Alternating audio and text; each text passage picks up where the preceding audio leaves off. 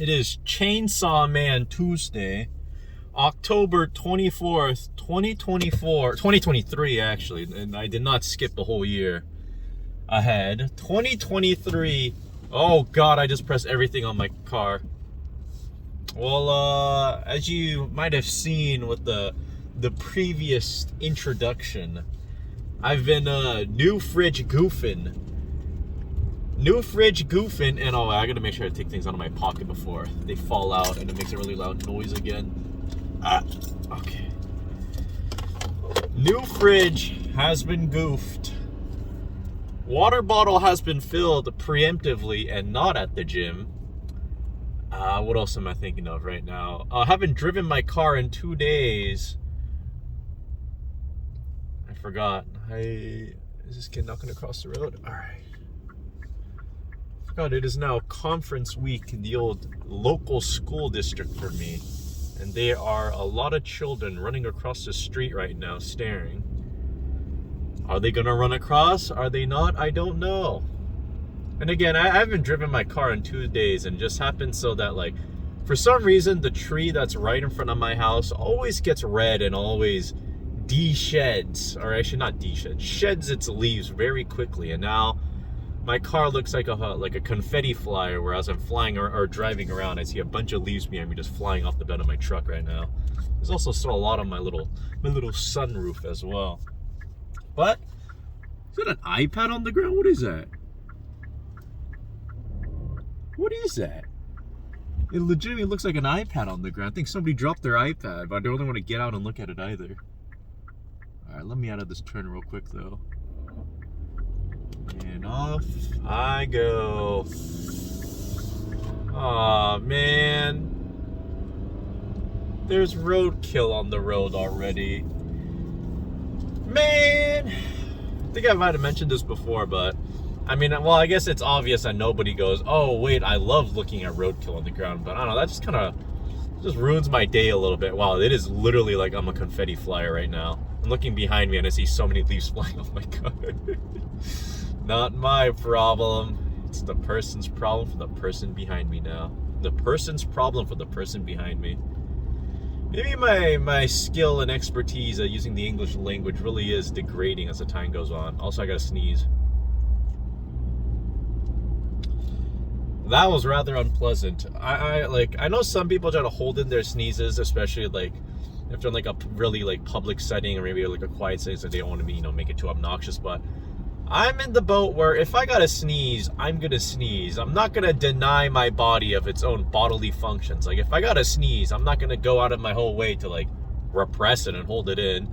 And I guess that might change as I get older, and you get the classic dad sneeze where for some reason, again, is there a study done why men, particularly as they get older, their sneezes just get louder and louder?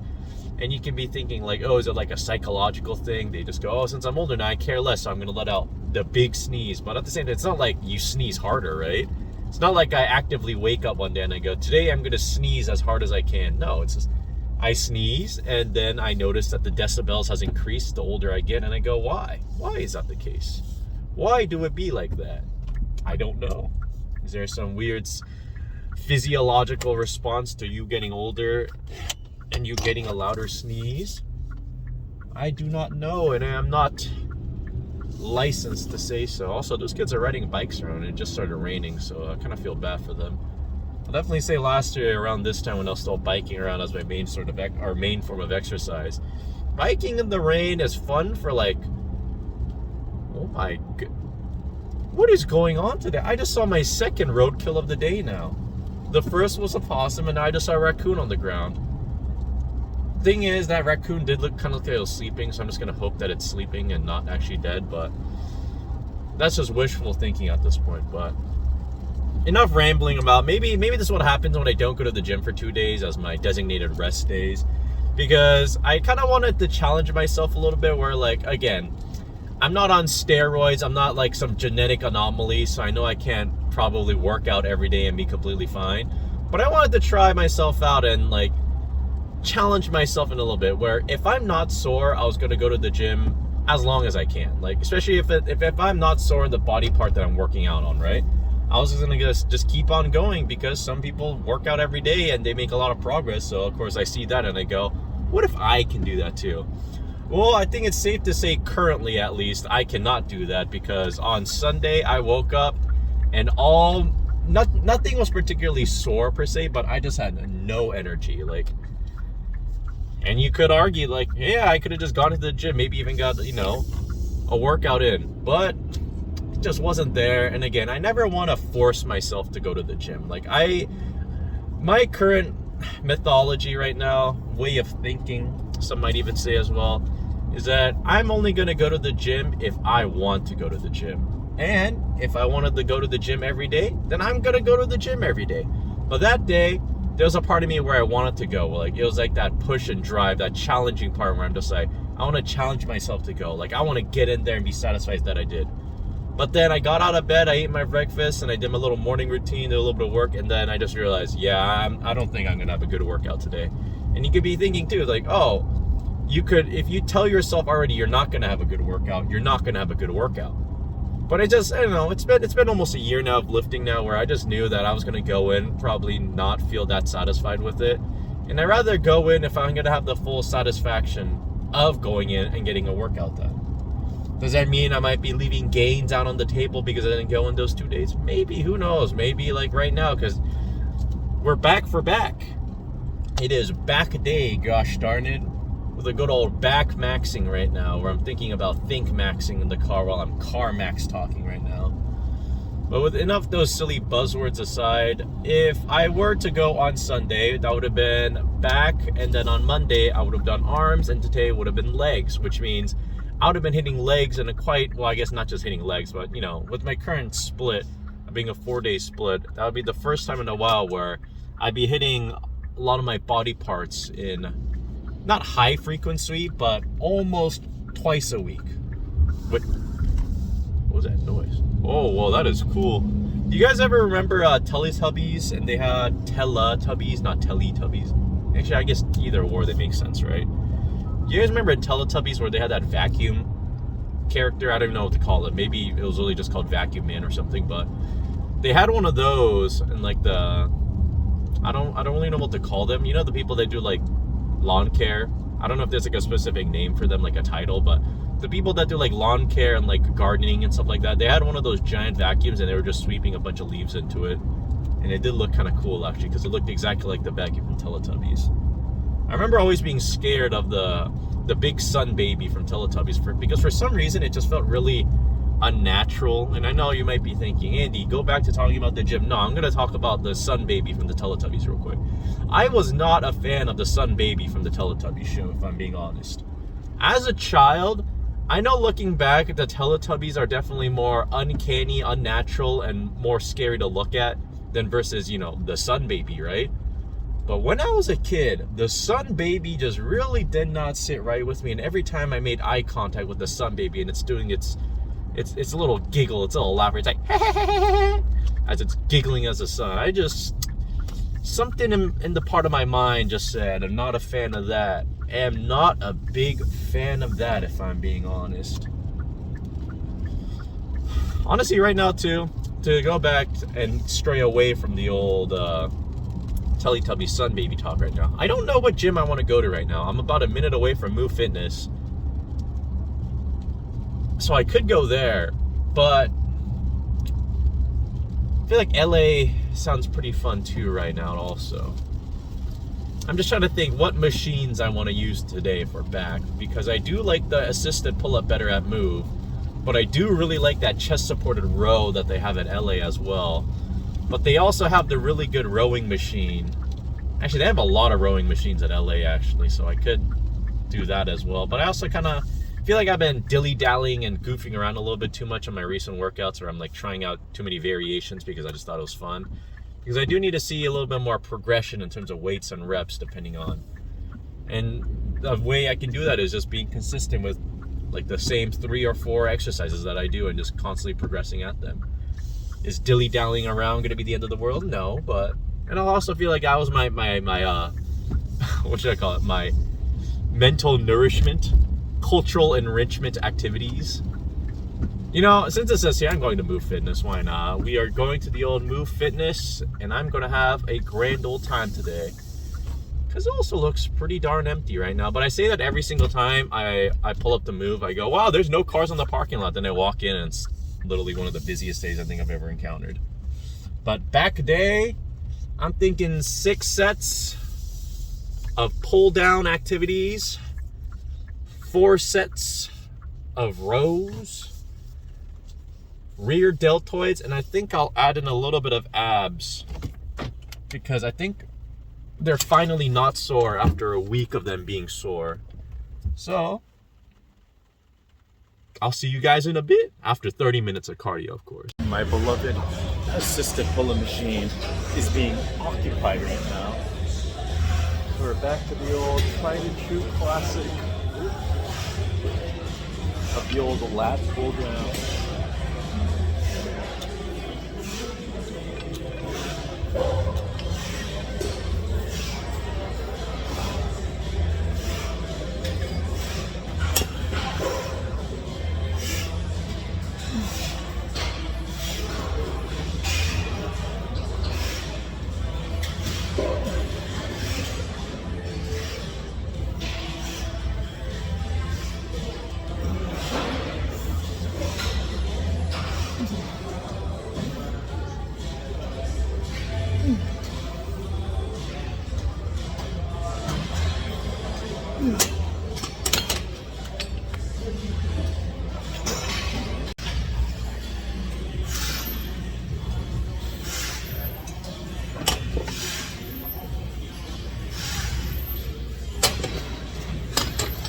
Sorry, I moved this out.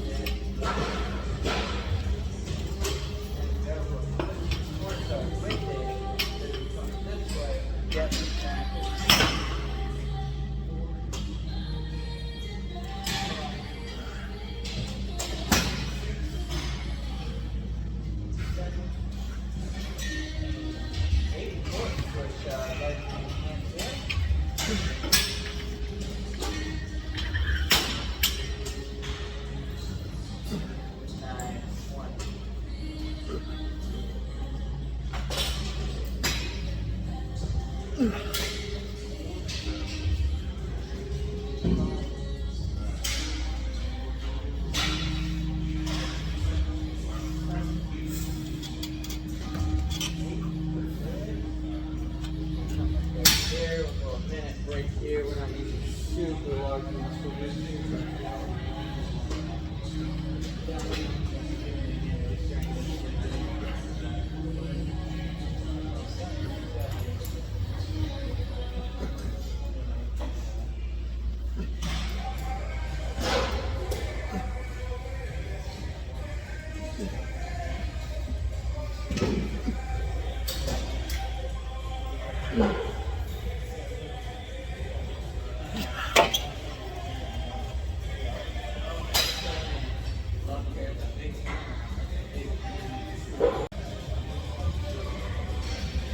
reason I'm doing these right now is because John told me about these, I think, about a week ago.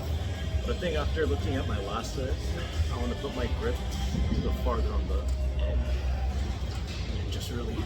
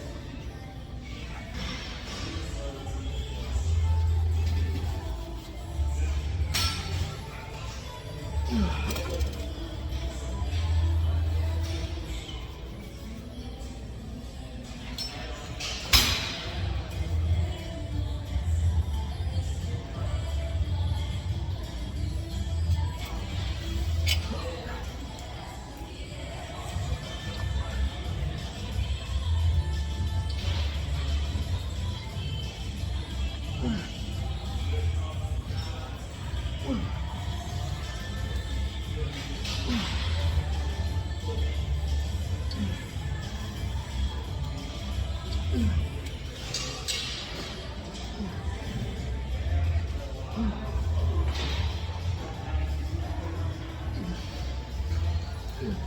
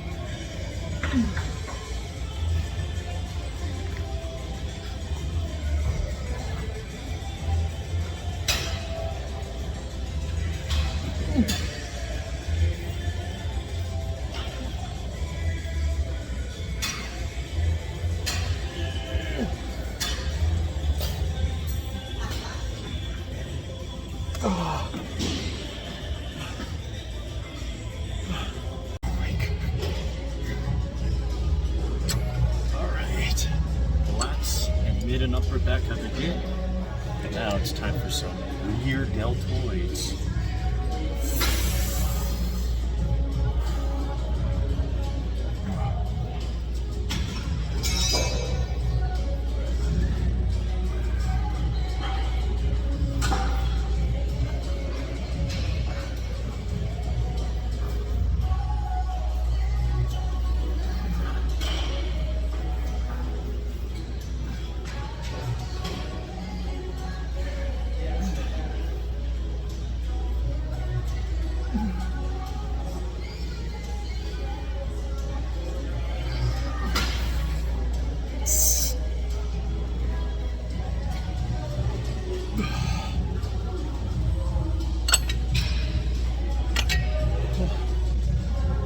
I'm thinking 2 more sets of those and I'll call it a day.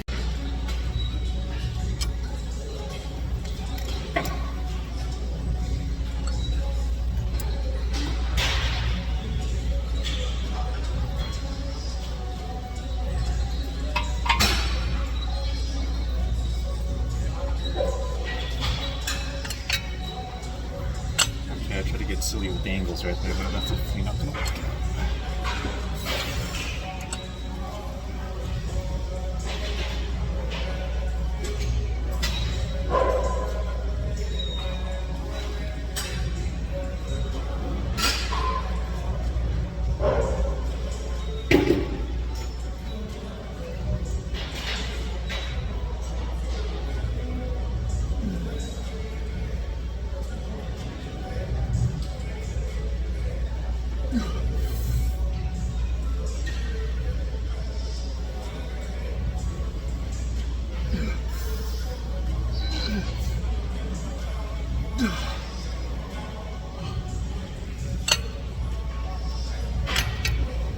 One more set of that and I'll call it a day.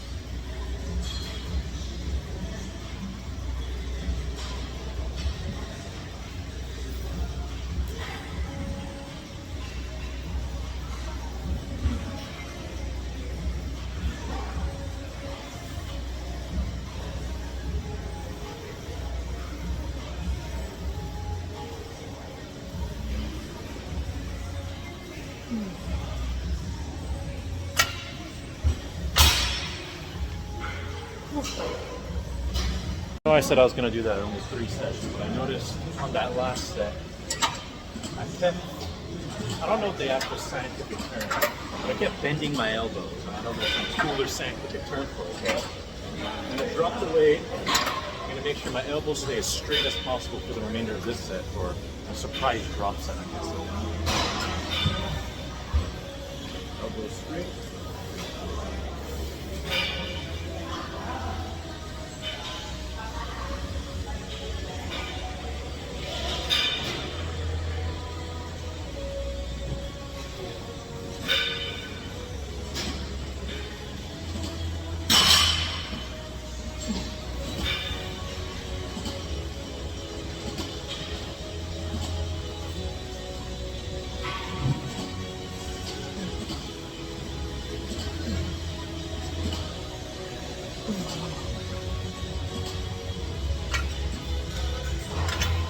Okay, now I think I've got these two done now. That felt a lot better. Whew! It says on the thermometer right now that it's 58 degrees, but with a little bit of wind chill and a little bit of rain that I've been encountering right now, that was a little bit of a brisk walk back to the car, if I'm being frank right now. And again, like, I do notice that ever since I lost weight, I'm definitely getting a lot more sensitive to the cold, it seems. Because I remember one of the most awful experiences I think I had last year, especially when I was in a massive calorie deficit and doing cardio every day, is that my hands and feet got so cold so constantly, which was a foreign experience to me because I never had cold hands and feet growing up. It was quite the opposite. I had very hot hands and feet, which sounds pretty funny when I put it that way. And I had there was a terminology for it where you sweat a lot from your hands. I had that. And I remember I was always self-conscious every time, like, remember, I don't know if this is just like a Washington school or just even my local district thing, but why do we have to learn to dance so much in elementary school and in middle school? Because I remember in PE, there was always the dance unit, which, let's be honest here, when you're a child, you're self-conscious about everything. I'm still self-conscious about a couple of things, but definitely grew out of some of them, but they're really making kids that are self-conscious as children dance with other people, and then me with my sweaty little grimy little hands, I had to dance with girls and then I had to hold their hand and then they go, ew, your hands are wet. And I just, how do you live back? How do you get back up from that? You don't. I remember, I think it was like 4th grade and I think it was like square dancing or something that we had to do. Or maybe it's not tango. Is it tango? I almost said whatever dance there is. I remember, like, I think it's like a repressed childhood memory now that I think about it, but I would be that kid just sitting in the corner and just agonizing the fact that I had to hold somebody's hand. I'd be in the corner like doing the old wipe down. Rise up, my fellow sweaty hand people, because you know what I'm talking about when you do the old wipe down on the pants and you're like, all right, ready to game. And then even just that first little rub down, you're like, oh, my hands, they're moist again. But again, going back from that, and I went on that entire tangent about my trauma with sweaty hands, but again, so I still kind of have that. It's definitely less evident as when I was like a child, but my first example being is I like snow sports. I really like snowboarding. So, which was a benefit when I was a little bit larger because I never got cold. Like, my friends would be freezing on the chairlift and I'd be fine. And especially my hands and feet never ever got cold while snowboarding. But after I lost weight, my hands and feet get so cold so often now. It's a good green light, so you can go. You know what they say, if it's a green light, and it wasn't even, okay, let's be honest here. I know you guys can't see the light, but it's not like the green light turn and then like a millisecond I start honking, go like, get a move on, idiot. But no, it was literally like the green light turned, I looked up, and like seconds to pass. Am I just in a rush? Maybe, I don't know. Because you might be thinking, why am I in a rush? And you're thinking, Andy, can you please talk about the cold hand story first? Give me a second. I'm in a rush because I want to play video games today, which means David, my friend David, wants to play, or I guess I asked to play Tarkov, and he said today, Tuesday. So it's not just Chainsaw Man Tuesday today, it is also Tarkov Tuesday tonight, if I want to go the full triple T's right there. And I'm excited. We might be thinking, why are you in a rush then? I promised to make dinner tonight, or I guess technically lunch and dinner. Well, I'm going to make lunch for myself, and then if my siblings are hungry, I'll make them like a sandwich or something. But dinner tonight is going to be good old-fashioned East Asian style curry. And the reason I say East Asian style is because I do not have the spices available to make authentic Indian curry. I also don't have authentic spices and ingredients available to make Southeast Asian curry. So I'm making Eastern Asian curry, which could be considered Korean/Japanese curry. And if we look at the whole history behind it, I guess you could call it's East Asia's influenced version of British curry, because apparently the origins of it, I don't know, I'm going on curry fact right now, is that I am Korean, but I'm going to be reciting a little bit of Japanese history real quick, ignoring the dark ages of that, is that British travelers or traders arrived in Japan, and they brought over a lot of, and not just British, a lot of European travelers and traders made it to Japan, and they, exchanged cultures and recipes and ingredients and stuff like that. And one of them was British Europeanified curry. So that's why Indian curry and East Asian curry are so different, is because they might have the same origins and roots, but there was a lot of the game Telephone, a lot of that along the way to change how it actually tastes in the end. Why did I go on this entire rant when I was talking about my cold hands? Because curry on a cold day like this sounds delicious, and I think the best thing about curry is that it's such a blank canvas. I know this sounds funny to put it that way, but I just make a large batch of curry. I think when I make one batch of curry, I think it usually lasts us 3 to 4 days, multiple meals. So I'm gonna and this is between 6 people too, so I'm assuming that's 20 plus servings right there, right? You can put it on rice, you can put it on eggs, you can put it on rice and eggs. You're liking a little bit of protein, add some more protein to it. You don't have any protein, don't add any protein to it. Put it on rice, noodles, bread. You don't have rice and noodles? Just toast some bread and just dip your bread into that. It's still delicious. Wow, that person is very patient. That green light was on for about, I think, 7 to 6 seconds, and the person was looking at their phone, and the car behind them did not honk. The most patient driver I think I've ever seen. I could never.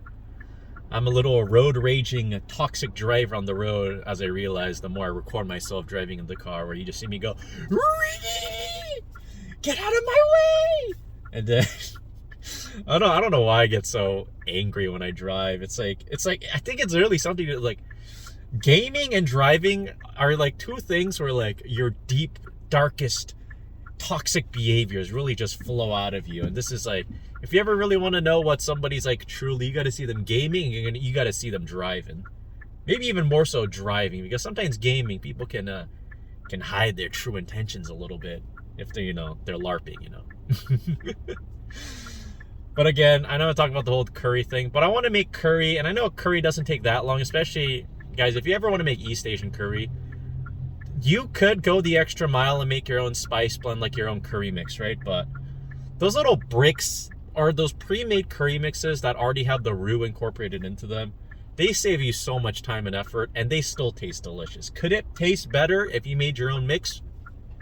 Obviously, yeah, right. But especially when you cook in a way that has to be a little bit more efficient and more hobby driven. If you really want to make that, you're not prideful, like a dish that you're truly proud of, yeah, you can take the extra time and effort to make it wonderful, to make it wunderbar, right? Please don't turn into my lane. I'm actually gonna speed up ahead so that person has 0 chance of hitting me. Okay, and perfect. Crisis averted. But especially if you just get the Japanese curry bricks, the Korean versions of them too. Just if you get the Asian curry bricks that come in the little squares of roux blocks, get yourself some water, stock, whatever it is that you have on hand. If you don't have stock or broth, use water. If you have stock or broth, use that. You can make it vegan, you can make it not vegan, you can make it vegetarian. There's so many things you can do with curry that, I might consider myself an egg fan, an egg stan, an egg aficionado, but I think I'll also live and die on the curry hill just because it's so versatile. You want to make it spicy? Add more peppers, or buy the spicy curry block version. You want to make it not spicy? Buy the not spicy version. Don't add anything spicy. You don't like vegetables? Don't add vegetable. You like vegetables? You can. I honestly think there's not a single vegetable that does not go well with curry. And like, I think I'll actually I don't want to fight somebody because like I don't know how to fight. So I'm not gonna go out and start picking fights if I know I can't fight and probably lose. But I honestly don't think there's a single vegetable that would be weird in curry. Like, think about it. Potatoes, carrots, and onions are already a staple. Hey, I see Eric over there. Okay, I'm gonna clip this one part right here and then send it to Eric to say I saw him driving home again. Because I remember one time I did the same exact thing where I saw Eric on my way to the gym, and then I said I'm gonna clip this moment and send it to Eric so that he can be part of the video in a way, right? But I can talk about curry. The basis of East Asian curry is onions, potatoes, and carrots. Those are already pretty tame vegetables, right? Like, people don't look at those vegetables and they go, ew, those are so foreign and weird. But honestly, I have a sweet potato too at my house right now, just one.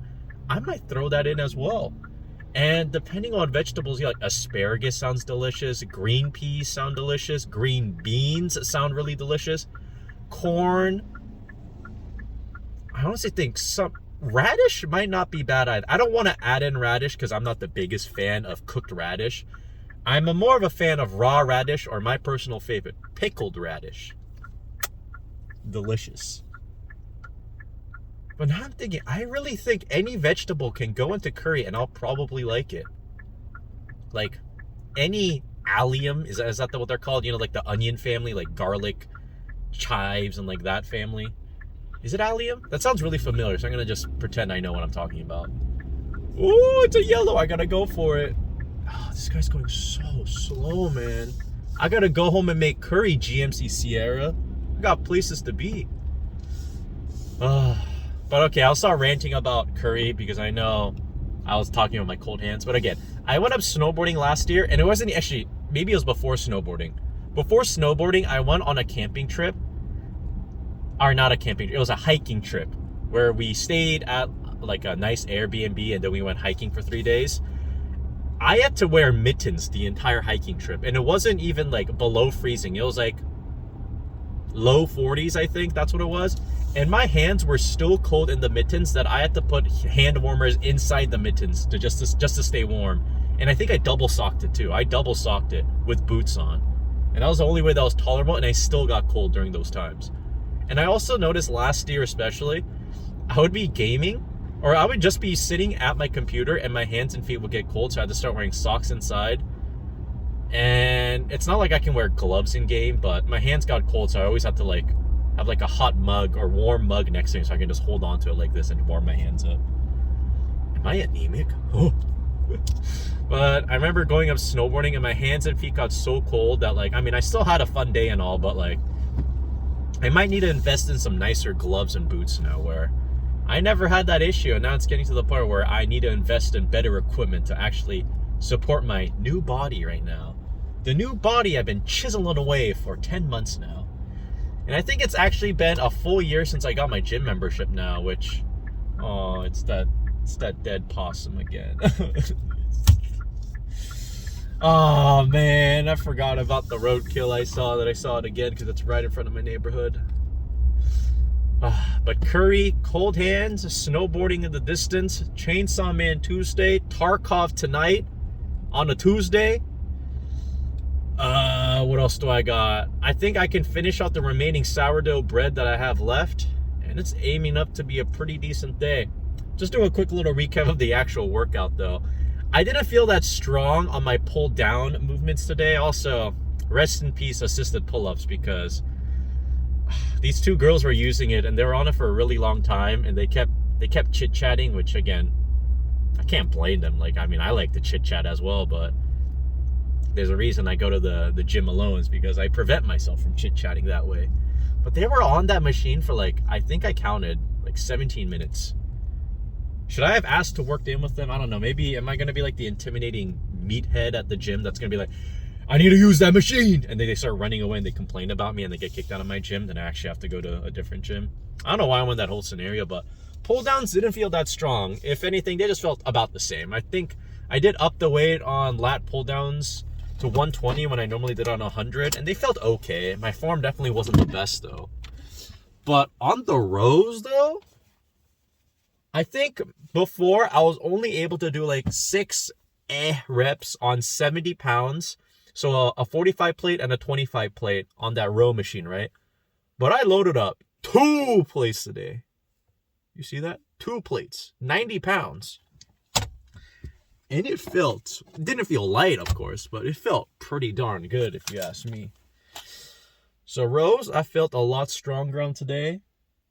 Pull downs, not too much, but I felt like definitely got a very good squeeze, especially once I started taking in John's advice and really getting that top portion stretch on the underhanded lat pull down. And then also taking John's, it sounds like it's just like a John hype up advice now, but taking also the other John advice where I did the very low grip on the row machine, because I never even thought about that. Drop the weight and then just really pump out reps until I feel it in my lats. And boy, did I feel it in my lats. But sandwich, 2 sandwiches is on the horizon for lunch, and then curry for dinner. So whoever's listening out there, thanks for stopping by with me today, and I hope you guys have a wonderful day as well.